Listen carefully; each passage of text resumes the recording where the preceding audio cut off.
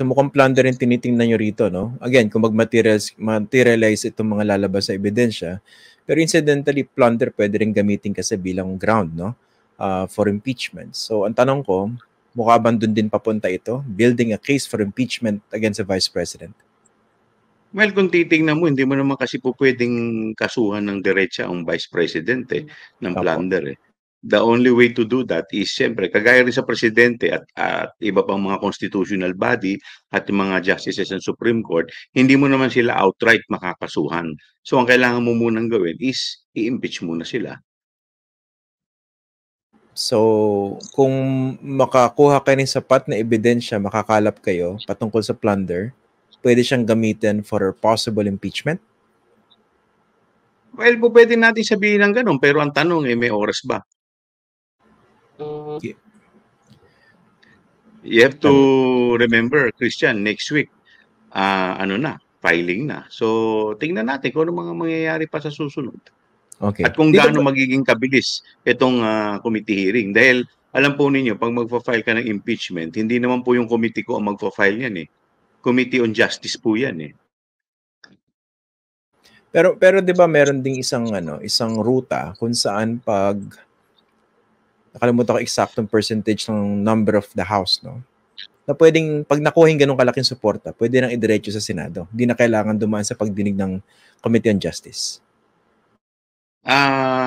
Pero alam mo, with what is happening now, like for example, next week, filing na, ang tanong natin kasi dito muna yung quorum medyo medyo isa rin sa challenge yan.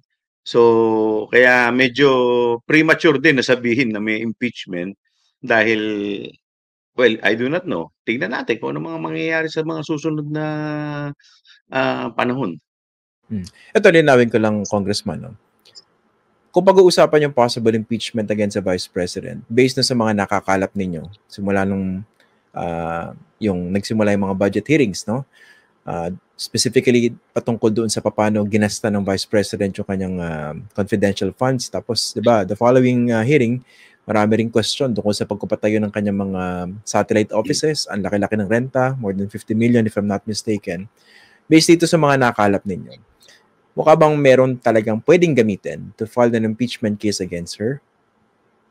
And oras lang ba ang problema?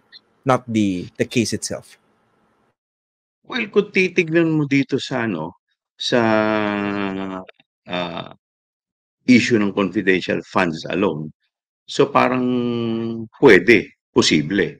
At yung pong revelation ni Yusek Gloria, medyo kasi doon din patungo yun sa graph di ba? Ang tanong kasi susunod diyan saan galing itong pinamimigay nilang pondo? Because lumalabas, hindi lang naman si Yusek Mercado ang nakakatanggap. Mukhang hanggang sa baba po ng mga departamento ng DepEd ay merong ganitong klaseng paano ba natin masasabi to na amount or down the line nakakatanggap ng ganitong pera galing po sa office ng secretary or sa office of the vice president. So, yun ang mga posible na pwede. But kaya ang sinasabi mo, medyo premature pa dahil second day pa lang So, tingnan natin kung ano pa yung mga susunod kasi kailangan pa natin ng mga statement na magpapatunay pa. Oo. Kasi kaya ako naman natatanong yun dahil, kunwari, nung isang araw nakausap po namin dito sa Facts First si dating Senador Sonny Trillanes. And sabi niya, ready na impeachment complaint niya 22 articles. Meron siyang mismong papel, hawak-hawak na niya. And last week, sabi niya, kung hindi raw kikilos yung mga kongresista, within the next few days, ang simula ng countdown niya was last Monday, siya na raw magpo-file. Ang tanong ko, kayo ba nalapitan na ni former Senator Trillanes about his impeachment complaint against the Vice President? Ay, wala pa po. To be honest, wala pa po. Wala pa rin pong nagdi-discuss sa akin about that. Ito naman po, personal ko lang mga opinion. Opo. Pero, do you have any information as to, let's say, some of your colleagues possibly having been approached by the former senator? Wala rin akong idea. Okay. Wala rin po akong idea dahil sa ngayon talaga kung titingnan mo medyo lahat ng kongresista busy. May Oo. Quadcom kami, may kapapasa lang na katatapos lang namin nung Wednesday nung budget, halos sa anong oras na kami natapos. Tapos ito pang committee ko. So medyo busy lahat ngayon ng congressman para mapag-usapan pa yung ibang mga topic. Okay. Puntahan naman natin ang congressman itong si former Undersecretary Gloria Mercado. Unang-una, paano siya na-connect sa committee? Paano siya na-identify and of course nag-appear sa committee ninyo? Well, pumunta siya, meron siyang nalapitan, but siyempre alam po ninyo yung mga ganyang klaseng resource person, kung minsan kailangan protektahan at hindi po pwedeng i-divulge ng committee, no? But one thing for sure, nung tinanong siya na siya ba ay willing na i-put into affidavit at mag-oath. So, pumayag naman siya. Ako, to be honest with you, nakita ko lang siya nung ipepresenta na siya. So, nakausap ko lang, tinignan ko lang briefly na may affidavit, tinignan ko kung ito ay under oath. So, yun. Kasi siyempre, kailangan, you have to protect the source din eh. You have to protect the witness din. Kasi para hindi ito mai-intercept. Pero kailan siya lumapit sa committee? Kailan po? Ako kasi hindi sa akin, pero sa miyembro. Sa Yun miyembro nga po po. siya lumapit. As far as you know, kailan po lumapit?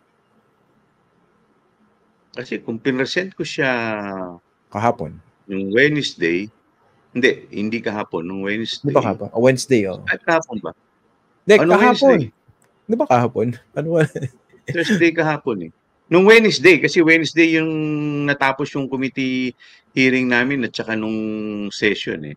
Okay. So, siguro 2 days before that or maybe 5 days before that. Lumapit sa isang miyembro ng Committee on Good Government at tapos sinabi niya, So kung ano paano sila nagkaano, hindi ko po alam. Wala po akong idea dahil hindi naman po ako nagtatanong. pero kayo, Basta kailan nyo nakilala siya? Doon lang sa mismong punto dun sa na mismo, nag-appear yung na siya? araw, yung araw na yun. Okay. What do you think of your credibility? Ako, to be honest, kasi nag-take siya ng oath eh. So willing siya. Tinanong naman at siyempre nakita naman namin nung pinresenta yung kanyang credentials, yung work experience niya. She has been in the government for the past 40 years at nalaman ko rin na naging din pa pala to ng Development Academy at Army Reservists. So medyo mataas naman din yung no, yung kanyang credibility plus the fact na willing siyang mag-take ng oath at mag-submit ng sworn affidavit. Ano po yung pinakadahilan niya? Bakit daw siya nagdesisyon na mag-appear sa isang pagdinig na ito? Kasi hindi to simpleng desisyon eh. Hindi po ba? Tama po kayo. Well, to be honest with you, hindi yun natanong eh sa committee. Naisip ko lang yan nung natapos na eh. Because very limited yung time namin nung time na yun. We have to wrap up by 5 o'clock dahil nga magsasalita si speaker at tatapusin na yung budget hearing. So, kailangan na namin bumaba. So, yun ang mga bagay na hindi namin naitanong noon. So, hopefully, sa mga susunod, matanong.